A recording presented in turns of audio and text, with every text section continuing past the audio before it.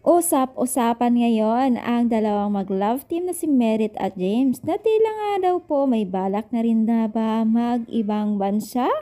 Yan ang ating pag-usapan for today's video. So bago natin ipagpatuloy ang ating pag-support today's video, kung bago ka pa lang sa aking channel, please subscribe po, like, and pakihit na rin po natin guys ang notification bell upang ma-update po tayo tuwing ako pa nag-upload patungkol sa mga viral and the trending couple. So alam niyo ba guys na itong si Merit at James ay tila na nga daw may balak na nga ba na maging mag-ibang bansa din or mag-tour din sa iba't ibang lugar o bansa na kagaya po nila Jomar at Carla. Yan ang mga katanungan ng mga netizens na supporters ng dalawang mag-love team na si Merit at James. So sa as of now guys, wala pa na tayo nababalitaan na magkakaroon or may time silang mag-tour din. Siyempre, ang susi pa rin dyan ay ang mga supporters at ang mga sponsor ni Merit.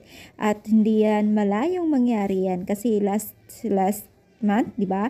So, kung nakikita po natin ay nagpunta si Merit sa Hong Kong na marami pong nag-sponsor din po sa kanya na papuntang Hong Kong.